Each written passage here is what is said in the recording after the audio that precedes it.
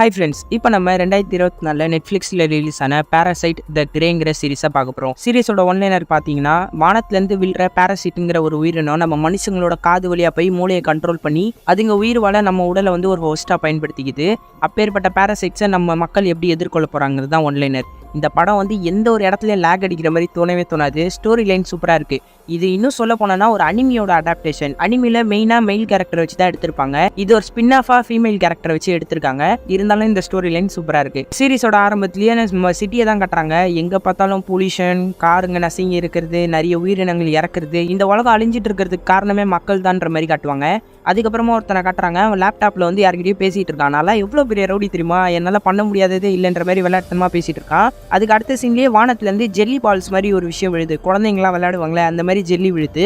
ஒரு பார்ட்டி நடந்துட்டு இருக்கு, அந்த ஸ்டேடியத்தில் தான் போய் விழுது. அந்த ஜெல்லிலேருந்து புழு மாதிரி ஒரு உயிரினம், இதை தான் பேராசைட்ஸ்ன்னு சொல்லுவாங்க. இது வேகமாக போய் ஒரு மனுஷனோட காதுக்குள்ளே புகுந்து அவனை கண்ட்ரோல் பண்ண ஆரம்பிக்குது. ஒரு லேடி வந்து இங்கே வந்து தூங்கிட்டு இருக்கிறதுக்கா இங்கே வந்த, வா பார்ட்டி என்ஜாய் பண்ணலான்ற மாதிரி எழுப்பி பாப்பா. அவன் ஏஞ்சிக்கவே மாட்டான். சரி நான் போகிறேன்ட்டு அந்த பொண்ணு பார்ட்டி என்ஜாய் பண்ணுறதுக்கு போயிடுவா. அப்புறம் அந்த பையன் கொஞ்ச நேரம் கழித்து அந்த பார்ட்டி ஆளுக்கு ஏஞ்சி வந்து அப்படியே அவனோட முகத்தை பிரித்து காட்டுவான் பாருங்களேன். எல்லாருமே பயந்துருவாங்க. உடனே அந்த பொண்ணை கொன்று தள்ளிட்டு அங்கே இருக்கிற எல்லா மக்களையும் கொலை பண்ண ஆரம்பிச்சிடுவான். இதை பார்த்து நிறைய பேர் அங்கே மறந்து ஓடிட்டு இருப்பாங்க. அதுக்கப்புறம் 1 ஹவருக்கு முன்னாடி என்னாச்சுன்றதை காட்டுறாங்க. லேப்டாப்பில் ஒருத்தங்கிட்ட பேசுகிற மாதிரி ஒரு ஆளை காமிச்சிருப்பாங்க. அவன் வந்து ஒரு மாலில் வந்து மீட் வாங்க வந்திருப்பான். அங்கே வேலை செய்கிறவர் வந்து அந்த மீட்டுக்கு வந்து பில்லே போட்டிருக்க மாட்டார். அதுக்குள்ளே ஹெட்ஃபோனை மாட்டிட்டு அவன் மீட்டை எடுத்துகிட்டு வந்துடுவான். நம்ம ஹீரோனி கிட்ட எடுத்துன்னு வந்து கொடுத்து பில்லை போடணுன்னே, சார் இதில் வந்து ப்ரைஸ் டேகே ஓட்டலை, நீங்கள் போய் மீட் செக்ஷன்லேருந்து வாங்கிட்டு வாங்கன்ற மாதிரி சொல்லுவாள். ஆனால் இவன் கொஞ்சம் திமிர் பிடிச்சவங்கள இருக்குது, ரவுடி மாதிரி நடந்துப்பான். உன்னை கொன்று வேண்டி ஒழுங்காக பண்ணி தன்னொன்னே முடியவே முடியாதுன்ற மாதிரி ஹீரோனி சொல்லுவா. நீ வெளியே வா, உன்னை வச்சுக்கிறன்ற மாதிரி கோவமாக இங்கேருந்து மிரட்டிட்டு போயிடுவான். அதுக்கேற்ற மாதிரியே ஹீரோனி கிளம்பி போகும்போது ஹீரோனி வந்து ஒரு கார் ஃபாலோ பண்ணிகிட்டு இருக்கோம். யார் அந்த மாலில் சண்டை போட்டானே அவனே தான் ஃபாலோ பண்ணிகிட்டு இருப்பான். நம்ம ஹீரோனியை வண்டியோட இடித்து தள்ளிட்டு அவள் இடுப்பில் வந்து கத்தி வச்சு 3-4 தடவை குத்திடுவாங்க. அந்த பொண்ணு கிட்டத்தட்ட சாவர ஸ்டேஜில் போய் அங்கே விழுந்துருவா. உன்னை இங்கேருந்து கொல்லாமல் விட மாட்டேன், மாலுக்குள்ளேருந்து ஓவராக பேசிகிட்டு இருக்க, உன் சாவி என் கையில் தான்ற மாதிரி அவன் போயிட்டு இருப்பான். அப்போ படத்தோட ஆரம்பத்தில் பார்த்து ஜெல்லி பால் வந்து நம்ம ஹீரோனிக்கு பக்கத்தில் விழுற மாதிரி காட்டுவாங்க. அதுக்கு அடுத்த சீனே அவனோட மூஞ்சி வந்து 2 துண்டாக கட்டாவாங்க. அப்புறம் ஒரு ஆள் அந்த பக்கமாக போயிட்டு இங்கே ஒரு ஆக்சிடென்ட் ஆகிட்டு இருக்கு, ஒரு பொண்ணு காயப்பட்டிருக்கான்ற மாதிரி ஆம்புலன்ஸ்க்கு ஃபோன் பண்ணுவார். நம்ம ஹீரோனியை ஹாஸ்பிட்டல் அட்மிட் பண்ணிடுவாங்க. அதுக்கப்புறம் ஒரு போலீஸ் ஆஃபீஸர் வருவார். இந்த கேஸ் என்னாச்சுன்ட்டு அவங்களோட அசிஸ்டன்ட் கிட்ட கேட்டோன்னே, இந்த கேஸ் ரொம்ப வித்தியாசமாக இருக்குது சார், ஷாப்பிங் மேலில் வந்து சண்டை நடந்திருக்கு, அவன் தான் கொலை பண்ணுறதுக்காக காரை வச்சு இடிச்சு அந்த பொண்ணு மேலே கத்தியில் குத்துன மாதிரி தான் இருக்குது. ஆனால் டாக்டர்ஸ் கிட்ட கேட்டால் அந்த பொண்ணுக்கு ஏற்பட்ட காயம் ரொம்ப நாள் முன்னாடி ஏற்பட்ட காயம் தான் போல இருக்கு, தழும்பு தான் இருக்குன்னு சொல்கிறாங்க. சரி அந்த அக்யூஸ்ட் என்னன்னு அவனும் சம்பத்திலே இறந்துட்டான்ற மாதிரி போலீஸ்காரங்கிட்ட சொல்லுவாங்க. இதை கேட்டோன்னே அவர், என்னடா கேஸ் இது இவ்வளோ குழப்பமா இருக்கு, அந்த பொண்ணோட பேர் என்னன்ற மாதிரி கேட்பாரு. அசிஸ்டன்ட் பேர் சொன்னோன்னே கொஞ்சம் ஆச்சரியமாயிருவாரு. என்னன்னு பார்த்தா இவருக்கு ஏற்கனவே ஹீரோனியை தெரிஞ்சிருக்கு. அதுக்கப்புறம் ஹீரோனியை காமிச்சா ட்ரீட்மெண்ட் எடுத்துட்டு இருக்கா. கனவுலேயே வந்து ஒரு லேடியை பார்க்குற மாதிரி இருக்கும். அந்த லேடி ஒரு சின்ன குழந்தைகிட்ட காசு கொடுத்து இதுக்கப்புறம் நீ இங்கேருந்து வராத அப்படின்ற மாதிரி சொல்கிறாங்க. அப்படியே ஹீரோனி வந்து கண்ணை முழிக்கிறா. என்னாச்சு எனக்குன்ற மாதிரி போலீஸ்காரங்கிட்ட கேட்டோன்னே அந்த போலீஸ் சீஃப் உள்ள வந்துருவாரு. ஹீரோனி அந்த போலீஸ்காரரை பார்த்தோன்னே, சார் நீங்களா, வந்து உட்காருங்கன்ற மாதிரி கூப்பிடுவா. சரி என்ன ஆச்சு, அவன் என்ன பண்ணா உன்னன்ற மாதிரி விசாரணை நடத்துவார். அவன் என்னோட இடுப்பில் குத்துனான்ற மாதிரி ஹீரோனி பதறிக்கிட்டு சொல்லுவா. இல்லை உங்கள் மேலே காயமே படலை, ஏற்கனவே ஏற்பட்ட தழும்புதான்ற மாதிரி டாக்டர் சொல்லிட்டாங்கன்ற மாதிரி சொல்லுவாங்க. ஹீரோனி இதை கேட்டோன்னே ஆச்சரியப்படுவா. வாய்ப்பே இல்லை, நான் அந்த வலியை உணர்ந்தேன், என்ன அவன் நல்லா குத்துனான்ற மாதிரி சொல்லுவா. அப்புறம் அந்த போலீஸ்காரர் எல்லாருமே வெளியே போங்க, நான் இவகிட்ட தனியாக பேசணும்னு அந்த பொண்ணுகிட்ட உட்காந்து பேசிகிட்டு இருப்பாரு. அந்த பொண்ணு சொல்லுவா, எனக்கு தெரியும் சார், சின்ன வயசில் நான் ஏற்பட்ட அதே வேதனையை மறுபடியும் ஏற்பட்டுச்சுன்ற மாதிரி சொல்லுவா. அப்படி என்ன சித்திரவதை ஏற்பட்டிருக்குன்னு பார்த்தா ஹீரோனியோட சின்ன வயசில் வந்து அவங்க அப்பா நிறைய டார்ச்சர் பண்ணியிருக்காரு இவளை வந்து. ஹீரோனி வந்து அந்த கொடுமையை தாங்க முடியாமல் போலீஸ்காரருக்கு ஃபோன் பண்ணி சொல்லியிருக்கா. இந்த போலீஸ் தான் அப்போ டியூட்டியில் இருந்து ஹீரோனியை காப்பாற்றிருக்காரு சின்ன வயசில். அந்த அக்கறையில் தான் பேசுவார். இங்கே பாருமா, நான் உன்னை காப்பாற்றலை, அப்போ நீ தான் உன்னை காப்பாற்றிக்கிட்டேன். நீ தைரியமாக துணிஞ்சு உங்கள் அப்பா மேலே கம்ப்ளைண்ட் பண்ணதுனால தான் என்னால் ஆக்ஷன் எடுக்க முடிஞ்சுது. உன் வாழ்க்கையை நீ தான் எப்போவுமே துணிஞ்சு வாழ்ந்துட்டு இருக்கன்ற மாதிரி அந்த போலீஸ்காரர் அட்வைஸ் பண்ணிட்டு ஏதாவதுனா கால் பண்ணுன்ற மாதிரி சொல்லிட்டு போயிடுவார். அப்போ இன்னொரு அசிஸ்டன்ட் போலீஸ் வந்து, சார் பேசி முடிச்சிட்டிங்களா, நான் இப்போ தான் வந்தேன்ற மாதிரி ஓடி வருவார். ஏண்டா எப்போவுமே சீக்கிரம் வரமாட்டேன்ற மாதிரி இவர் கத்துவார். இல்லை சார், நான் சர்ச்சுக்கு போயிருந்தேன்ற மாதிரி சொல்லுவான். ஓ நீ சர்ச்சுக்கெலாம் போவியா, சரி வா, நான் அந்த பொண்ணை விசாரிச்சுட்டேன், டிஸ்டர்ப் பண்ண வேணான்ற மாதிரி அந்த அசிஸ்டண்ட்டை கூப்பிட்டு போயிடுவார். அதுக்கு அடுத்த சீன்லேயே ஒரு பெரிய டானை காட்டுறாங்க. அவர் ஒரு ரூமுக்கு போயிட்டு இருக்காரு. அதுக்கு பக்கத்து ரூம்லேருந்தே ஒரு ஆள் கிளம்பி வரான். இவன் தான் நம்ம படத்தோட ஹீரோ. அந்த டானை போட்டு தள்ள தான் வந்திருப்பான். 2 கேங்ஸ்டர் கேங் இருக்காங்க. அதில் இன்னொரு கேங்கில் தான் நம்ம ஹீரோ இருக்கான். இவங்களை கொல்றதுக்காக தான் இங்கே பிளான் பண்ணி வந்திருப்பான். ஆனால் கிட்டத்தட்ட கொலை பண்ண ட்ரை பண்ணுவான். அந்த பிளான் ஃபெயிலியர் ஆகிட்டு ஆளுங்களாம் இவனை துரத்த ஆரம்பிச்சிருவாங்க. வேகமாக ஓடி வந்து பஸ்ஸில் வேறு வண்டியில் ஏறி போயிட்டு இருப்பான். அப்புறம் அவனோட ஃப்ரெண்டுக்கு ஃபோன் அடிச்சு பார்த்தா வாய்ஸ் மெயிலில் தான் போவோம். அவன் ஃப்ரெண்டு தான் வாய்ஸ் ரெக்கார்டு வச்சிருப்பான். இங்கே பாரு, நீ கொலை பண்ண போனது பெரிய ஆள், எப்படியா அவன் மிஸ் ஆகிட்டான், இந்நேரத்துக்கு அவனோட ஆட்கள்லாம் அவனை தேடிட்டு இருக்காங்க, எங்கேயுமே வெளியே வந்துடாத, அவன் ஃபோனையும் யூஸ் பண்ணாதுன்ற மாதிரி அவன் ஃப்ரெண்டு வாய்ஸ் மெயில் போட்டிருப்பான். சரி இப்போதைக்கு என்னோட வீட்டுக்கு போகிறது தான் நல்லது போல இருக்குன்ட்டு ஹீரோவா இங்கேருந்து கிளம்பி அவன் வீட்டுக்கு போயிட்டு இருப்பான். வீட்டுக்குள்ளே போனோன்னா ஒரு லேடி வருவாங்க. அக்கா நீ தானா, கொஞ்ச நேரத்தில் என்ன பயம் புத்திட்ட, எங்கே இருக்கா நம்ம தங்கச்சி, உனக்கு ஏதோ பிரெயின் கேன்சர்னு சொன்னா, உன்னை பார்த்தா அப்படி தெரியலன்ற மாதிரி ஹீரோ சொல்லுவான். தெரில அந்த பொண்ணு எங்கே போனான்னு தெரியலன்ட்டு வினோதமாக அவன் அக்கா பேசிட்டு ரூம்குள்ளே போயிடுவா. நம்ம ஹீரோ போய் அந்த தங்கச்சியோட ரூமில் தேடிட்டு இருந்தா தங்கச்சியோட ஃபோன் கிடைக்கும். அவளோட ஃபோனை விட்டுட்டு அவள் எப்பவுமே வெளியே போவே மாட்டா, எங்கேயோ போயிட்டான்ற மாதிரி அக்கா சொல்கிறாள்ன்ட்டு வினோதமாக யோசிப்பான். இந்த மாதிரி அவன் ஃபோனை பார்த்துக்கிட்டே கண்ணாடியில் பார்த்தா ஒரு நோட்டீஸ் பேப்பர் இருக்கும், அதில் வந்து ஒரு சிம்பிள் இருக்கும். அப்புறம் ஹீரோனி அவளுக்கு ஏற்பட்ட காயத்தை பார்த்தா கத்தி குத்தி இருக்கவே இருக்காது, ஸ்க்ராச்சஸ் மட்டும்தான் இருக்கும். அப்புறமா ஹீரோனி பஸ்ஸில் வேலைக்கு கிளம்பி போயிட்டு இருப்பா. போலீஸ்காரர் தான் ஃபோன் பண்ணி, எதுக்குமா அவ்வளோ சீக்கிரமாக வேலைக்கு போகிற, கொஞ்ச நாள் உன் ஊருக்கு எங்கேயாவது போயிட்டு வர வேண்டியதானன்ற மாதிரி சொல்வார். எனக்காக யார் சார் இருக்கா, யாருமே இல்லை, நான் வேலைக்கு போகிறேன், நான் பார்த்துக்கிறேன் அப்படின்ற மாதிரி சொல்லி ஹீரோனி கிளம்பிட்டு இருப்பா. அப்போன்னு பார்த்து ஹீரோனியோட தலையில் ஒரு பயங்கரமான சத்தம் கேட்கும், காது வலிக்கும். பார்த்தா அந்த பஸ்ஸை ஒரு வயசான ஆள் நிறுத்திட்டு உள்ளே ஏறுவார். ஹீரோனிக்கு அவரை பார்த்தோன்னே ஒரு மாதிரி பயம் வரும். உடனே பஸ்ஸை நிறுத்திட்டு அங்கேருந்து வேகமாக வெளியே ஓடி வந்துருவா. அடுத்த சீனில் ஒரு காஸ்ட்லியான காரில் வந்து ஒரு ஆள் ஒரு பொண்ணை கூப்பிட்டு ஒரு இடத்துக்கு போயிட்டு இருப்பான். அவன் வந்து அந்த பொண்ணுக்கிட்ட, நம்ம ஹோட்டல் ரூமே புக் பண்ணியிருக்கலாம், நீ எதுக்கு தேவையில்லாமல் என்னை இங்கே கூப்பிட்டு போறேன்னு எனக்கு தெரியல என்னும்போது அந்த பொண்ணு என்னோட வீட்டுக்கே போகலான்ற மாதிரி கூப்பிட்டு போவா. சரி ஓகே போகலாம், உன்னோட டேஸ்ட் இப்படி இருக்குன்னு எனக்கு தெரியலன்ட்டு அந்த பொண்ணு கூப்பிட்ற இடத்தானு போனால் அந்த இடமே கைவிடப்பட்ட இடம் மாதிரி இருக்கும். அங்கே போன உடனே அந்த பொண்ணுக்கு பின்னாடி நிறைய ஆட்கள்லாம் வருவாங்க. இவங்க யாரும் அப்பாவான்ற மாதிரி பயப்படுவான். அவங்க உடனே இவனோட கையை தனியாக காலை தனியாக பிரிச்சிடலாம், கொஞ்ச நேரம் இவனை சாக விடாமல் பார்த்துக்கலான்ற மாதிரி பேசுவாங்க. என்ன பண்ணுறீங்க, என்னை கொலை பண்ண ட்ரை பண்ணுறீங்களா, நான் எவ்வளோ பெரிய ஆள் தெரியுமான்னு ஃபோனை வச்சுட்டு இருப்பான்.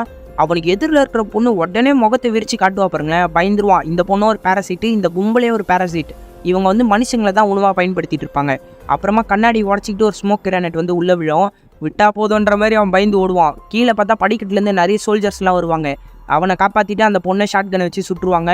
அப்புறம் நிறைய பேரை நெட்டை வச்சு பிடிப்பாங்க. பேராசைட் ஒன்றை கூட உயிரோட விடக்கூடாதுன்னு ஏகப்பட்ட பேரை சுட்டு கொண்டுட்டு இருப்பாங்க. அந்த கூட்டத்துலேருந்து ஒரே ஒரு பேராசைட் மட்டும் எஸ்கேப் ஆகி போயிட்டு இருப்பான். அப்போ வேன்லேருந்து ஒரு சவுண்டு வரும். அந்த சவுண்டை ஃபாலோ பண்ணிட்டே போவான். என்னன்னா இந்த பேராசைட் வந்து மைண்ட் லெவலில் லிங்க் ஆகிருப்பாங்க. ஒரு பேராசைட்டை இன்னொரு பேராசைட் பார்த்தா மைண்டுக்குள்ளே ஒரு சத்தம் கேட்கும், அதை வச்சு தான் கண்டுபிடிப்பாங்க. அந்த வேனை அப்படியே அவன் கட் பண்ணி பார்த்தா உள்ள ஒருத்தனை மாஸ்க் போட்டு உட்கார வச்சிருப்பாங்க. ஓ நீயும் என்னோட இனம் தானா, அவனை பிடிச்சி வச்சிருக்காங்க போல இருக்குன்ற மாதிரி இவன் யோசிப்பான். அவன் கையில் ஒரு ரிமோட் மாதிரி இருக்கும், அதை வச்சு அழுத்திக்கிட்டே இருப்பான். உடனே அந்த பக்கம் ஒரு போலீஸ் லேடி வந்துட்டு, சர்ப்ரைஸ், நான் இந்த பக்கம் ஒருவன் எதிர்பார்க்கல அப்படின்ட்டு ஷார்ட் கனை வச்சு அவனை சுட்டுக்கிட்டே இருப்பான். அவனும் எஸ்கேப் ஆகி ஓடிடுவான்.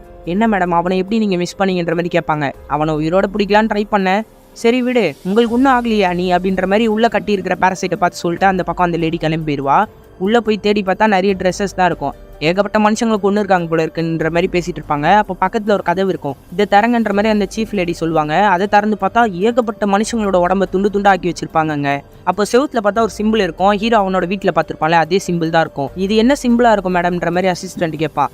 இது அவங்களோட அசோசியேஷனாக இருக்கும். அவ்வளோ புத்திசாலி ஆகிட்டாங்களா அவங்களாம் அப்படின்ற மாதிரி அந்த லேடி கோவப்பட்டாங்கன்னு போவாங்க. அப்புறமா ஹீரோட அக்காவை கட்டுறாங்க. அவங்களுக்கு ஒரு ஃபோன் வரும். என்ன சொல்கிற, அவன் நம்மளோட இனத்தை சேர்ந்தவ தானா, அவளை கூடிய சீக்கிரத்தில் நம்ம குரூப்பில் சேர்த்தே ஆகணும் அப்படின்ற மாதிரி சொல்லி அவங்க வீட்டை விட்டு வெளியே கிளம்பி போயிட்டு இருப்பாங்க. ஹீரோவும் சும்மா இல்லாமல் அவங்கள ஃபாலோ பண்ணிட்டு தான் போயிட்டு இருப்பான். ஏன்னா இவங்க அக்கா வினோதமாக நடந்துக்கிறாள். அப்புறம் நம்ம ஹீரோனி பஸ்ஸை விட்டு இறங்கி வெளியே நடந்து போயிட்டு இருப்பா. அப்போ அந்த பஸ்ஸில் பார்த்த அதே ஆளை எதிரில் பார்ப்பா. மறுபடியும் அவளுக்கு தலை வலிக்கும். ஃபோன் எடுத்து அந்த போலீஸ்காருக்கு பண்ணலான்னு ஹீரோனி ட்ரை பண்ணுவா. அவள் வேகமாக ஓடி வரதை பார்த்தோன்னா அங்கேருந்து ஓடி போயிட்டு இருப்பா. ஹீரோனி ஒரு இடத்துல லாக் ஆகிடுவா. அந்த லேடியும் அந்த பக்கம் வந்து இவளை லாக் பண்ணிடுவா. இவனும் வந்து லாக் பண்ணிடுவான். என்ன பண்ணுறீங்க, என்னை விட்டுருங்க, நான் போய் ஆகணுன்ற மாதிரி ஹீரோனி காத்திரிக்கிட்டு இருப்பா. இன்னொரு பக்கம் ஹீரோ இங்கே நடக்கிறதுலாம் பார்த்துட்டு தான் இருப்பான். இவங்க ரெண்டு பேரும் இதை பார்த்துட்டு ஆச்சரியமா இருக்கு, நீ எங்களோட இனத்தை சேர்ந்தவ தானா, ஒரு மனுஷி மாதிரி நடந்துக்கிறேன்னு கோவப்படுவாங்க. அப்போ டெஸ்ட் பண்ணிட்டா போச்சுன்ட்டு அங்கே இருக்கிற ஆளு உடனே பேராசைட்டா மாதிரி அவளை வெட்ட போவான். அடுத்த செகண்ட் பார்த்தா அவனோட கொடுக்கு உடஞ்சி கீழே விழும். ஹீரோனியோட ஒரு சைடு முகமே பேராசைட்டா மாதிரி அவன் கொடுக்க வெட்டியிருக்கும் பாருங்களேன். இதை பார்த்தோன்னே மிரண்டுருவாங்க. உடனே ஹீரோனியோட குரலே மாறிடும், கண்ணும் பெருசாயிடும். நான் உங்க இனத்தை சேர்ந்தவதான்ற மாதிரி ஹீரோனி சொல்வா. உடனே ஒரு நோட்டீஸ் மாதிரி கொடுத்துட்டு, அதான் ஹீரோட அக்கா வீட்டில் இருக்கும்ல, அது கொடுத்துட்டு, அப்போ நீ தனித்து இருக்கக்கூடாது, எங்கள் கூட சேர்ந்துரு, மனுஷங்களை நம்மளால அப்போ தான் கொல்ல முடியும், எங்கள் அசோசியேஷனில் சேர்ந்துருன்ற மாதிரி சொல்லிட்டு அங்கேருந்து கிளம்பி போயிடுவாங்க. ஹீரோ இதெல்லாம் பார்த்துட்டு எங்கேருந்து எஸ்கேப் ஆக பார்ப்பா. ஆனால் ஹீரோனி கிட்ட மாட்டிப்பான். உடனே ஹீரோனி அவனை அடிச்சு போட்டு லாக் பண்ணிட்டு, நீங்கள் நடந்ததுலாம் பார்த்தியா இல்லையான்னு எனக்கு தெரியாது, ஆனால் எனக்கு ஒரு உதவி நீ பண்ணியே ஆகணும் அப்படின்ற மாதிரி ஹீரோனி சொல்கிறா. அதுக்கு அடுத்த சீனில் பார்த்தா ஹீரோனி மயக்கத்துலேருந்து ஏஞ்சிக்கிறா. அப்புறம் நம்ம ஹீரோ தான் ஹீரோனோட பேரை சொல்லி கூப்பிட்றான். என்னோட பேர் எப்படி உனக்கு தெரியும்னு, எனக்கு உன்னை பற்றி எல்லாமே தெரியும், உனக்குள்ளே இருக்கு தெரியுமா ஒரு மான்ஸ்டர், அதுதான் சொல்லிச்சு. அது மட்டும் இல்லாமல் உனக்கு பக்கத்தில் சில பேர் வரும்போது மைண்டில் உனக்கு ஒரு சத்தம் கேட்குது தெரியுமா, அவங்களாம் அந்த மான்ஸ்டர்ஸ் தான், அவங்க பக்கத்தில் நீ போவே கூடாதுன்ற மாதிரி உனக்குள்ளே இருக்கிற மான்ஸ்டர் சொல்லிச்சு. அது மட்டும் இல்லாமல் நீ ஒரு மியூட்டன்ட்டா, அவங்கள மாதிரி நீ கிடையாது, உன்னோட காயத்தை அது குணப்படுத்தினதுனால தான் இந்த மாதிரி மியூட்டேட் ஆயிடுச்சுன்ற மாதிரி அது சொல்லியிருக்கு.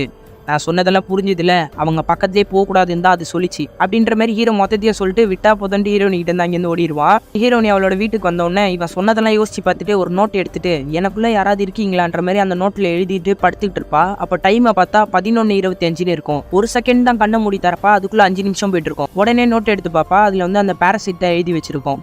உன்னோட எல்லா கேள்விகளுக்கும் நான் பதில் சொல்லணும்னு முடிவு பண்ணிட்டேன். என்னென்ன கேள்வி இருக்கோ கேளுன்னொன்னே, நீ யாரு, எங்கே இருக்கன்ற மாதிரி முதல்ல ஹீரோனி கேட்பா. அப்புறம் மறுநாள் விடிஞ்ச பிறகு கட்டினா சிட்டிலே இருக்க பெரிய போலீஸ் ஸ்டேஷனில் மிகப்பெரிய கேம்பே இருக்கும். என்னென்னு பார்த்தா டாஸ்க் ஃபோர்ஸை வந்து இறங்கியிருக்குன்ற மாதிரி அந்த போலீஸ்காரரோட அசிஸ்டன்ட் சொல்லுவார். டாஸ்க் ஃபோர்ஸா அப்படி என்ன இங்கே நடக்க போகுதுன்ட்டு உள்ளே போனால் எல்லாரையுமே பயங்கரமாக ஸ்கேன் எடுத்து செக் பண்ணி தான் உள்ளே அனுப்பிச்சிட்டு இருக்காங்க. இவங்களுக்கு பார்க்கவே வினோதமாக இருக்கும், இப்படிலாம் இவங்க எப்பவுமே பண்ண மாட்டாங்களேன்ட்டு. அப்புறம் நம்ம ஹீரோனி விடிஞ்சோடனே எஞ்சி வெளியே போகலான்னு பார்த்தா டைரியில் நிறைய எழுதியிருக்கும். ஹீரோனி இதை பார்த்தோன்னே, இதை நான் எழுதவே இல்லை, கண்டிப்பாக அந்த பேராசைட் தான் எழுதியிருக்குன்ற மாதிரி புரிஞ்சுப்பா. அந்த நோட்டை எடுத்து கிளம்பி போயிட்டு இருப்பா. அப்புறம் இந்த பக்கம் பார்த்தா இந்த போலீஸ்காரங்க எல்லாருக்குமே ஒரு மீட்டிங் நடந்துட்டு இருக்கும். பார்த்தா அந்த சீஃப் லேடி தான் பேசிட்டு இருப்பாங்க. நான் தான் கிரே டீமோட லீடர்ன்ற மாதிரி சொல்லுவாங்க. இந்த பேராசைட் கிரே டீம் அப்படின்வாங்க. பேராசைட்ஸ் அழிக்கிறதுக்காக உருவாக்கப்பட்ட டீம் தான் இது. இந்த டீமோட பேர் கிரே அப்படின்ட்டு. பேராசைட்னா என்னன்னு எக்ஸ்பிளைன் பண்ணுவாங்க. சில நாளுக்கு முன்னாடி நம்ம சிட்டியில் ஒரு பார்ட்டி நடந்துச்சு, அங்கே ஒரு வினோதமான விஷயம் நடந்துச்சுன்னு அந்த ஃபர்ஸ்ட் சீனில் வந்து பேராசைட் எல்லாரையும் கொல்லல அந்த வீடியோ தான் காட்டுவாங்க.